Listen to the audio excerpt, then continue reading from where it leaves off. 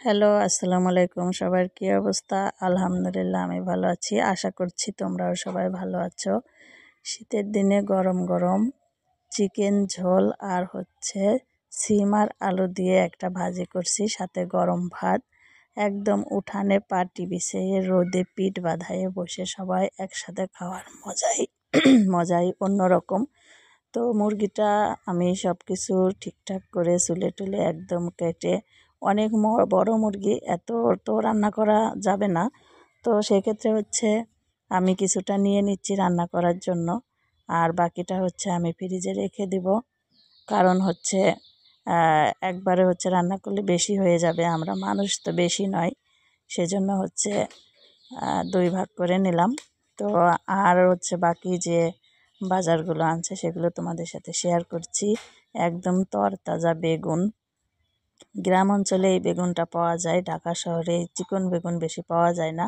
আর হচ্ছে একদম নকনকে সিম, দেখো কত সুন্দর নকনকে সিম। এই সিম আলু, নতুন আলু দিয়ে ভাজি করলে হেভি টেস্ট লাগে। আর হচ্ছে একটা এই যে মুরগি নিয়ে আসছে, মুরগিটা হচ্ছে আমি কাটবো না, কারণ হচ্ছে মুরগি আমি বেশি ভালোভাবে কাটতে পারি না, রেজা সাহেব হচ্ছে মুরগি কেটে দেয়।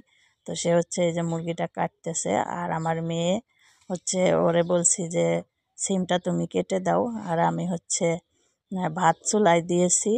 তো ও হচ্ছে কোনো কাজই করতে পারে না, আজকে হুট করেই আমার কাছে আসছে, তা ভাবলাম মেয়েদের হচ্ছে কাজ শেখানো উচিত, সেই জন্য হচ্ছে ওরে ওরে দিয়ে একটু কাজ করাচ্ছি।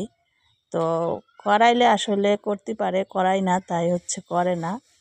তো মেয়েদের সব কাজই শিখে রাখা ভালো। তো বেগুন, সিম সব কিছু আমি সুন্দরভাবে গুছিয়ে রাখলাম।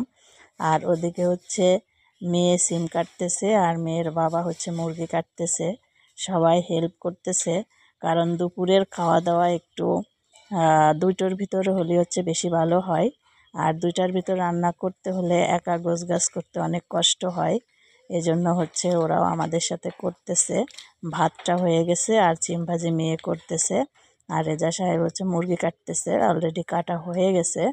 তো আজকে দুপুরে হচ্ছে এগুলোই রান্না করব। তো রান্না শেষে তোমাদের সাথে আবার আমার দেখা হবে। তো এই যে মুরগিটা ধুয়ে হচ্ছে একদম সুন্দর করে পানি ঝরাই নিয়েছি, আর চিকেনের লেগ পিস দুটো একদম আস্ত রেখেছি, কারণ আমার মেয়েরা হচ্ছে লেগ পিস খুব পছন্দ করে। তো আমি কিন্তু মাটির চুলায় রান্না করতেছি, মশলাটা সুন্দরভাবে কষাই। এই যে মাংসগুলো হচ্ছে মশলার ভিতর দিয়ে দিয়েছি, এখন একদম বোনা বোনা করে তারপর হচ্ছে ঝোলের পানি দিয়ে দেব। আর আমি একটু আলু দেই, নতুন আলু চিকেনের সাথে অনেক মজা লাগে। তো মাটির চুলার রান্না হচ্ছে এমনি অনেক মজা লাগে। তারপরে হচ্ছে একদম তরতাজা সব কিছু।